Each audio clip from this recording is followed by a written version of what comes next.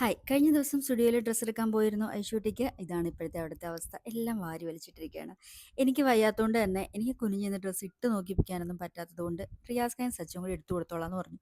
അങ്ങനെ ദേ അവിടെ dressing room free ഇല്ലാത്തതുകൊണ്ട് ഒരു മൂലയിലേക്ക് മാറ്റി നിർത്തി രണ്ടുപേരും കൂടി ഡ്രസ്സ് ഇട്ട് നോക്കുന്നതാണ് ഇപ്പോഴത്തെ കാണുന്നത്. ഫാഷൻ ഏതാണെന്ന് എനിക്ക് നല്ലോണം ഇഷ്ടമാണ്.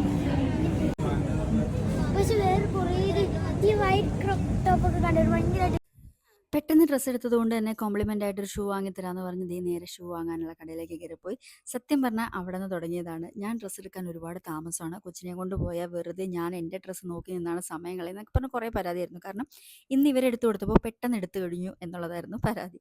സത്യം പറഞ്ഞാൽ ഐഷൂട്ടി ഒരു ഡ്രസ്സ് എടുത്ത് കൈ പിടിക്കുമ്പോൾ തന്നെ വാവ് സൂപ്പർ കൊള്ളാം എന്നൊക്കെ പറഞ്ഞ് ഇവരിങ്ങനെ എരിവേറ്റി അങ്ങനെ ഐഷൂട്ടിനെ കൊണ്ട് പെട്ടെന്ന് എടുപ്പിച്ചു കേട്ടോ. നമ്മുടെ കൂടെ വരുമ്പോൾ പിള്ളേർ ഈ സ്വഭാവമൊന്നും അല്ലായിരിക്കും കാണിക്കുന്നത്. അങ്ങനെ ഷൂവിൻ്റെ കടയിൽ കയറി അവിടെയും അതുപോലെ തന്നെ കൊച്ചെടുത്ത് കൈ പിടിക്കും. കൊള്ളാം വാവ് എന്നൊക്കെ പറഞ്ഞ് നോക്കി. പക്ഷേ അത് നടപടി ഉണ്ടായിരുന്നില്ല. പക്ഷെ കുറേ നേരം തപ്പി എന്നിട്ട് എടുക്കാതെ വന്നു കേട്ടോ.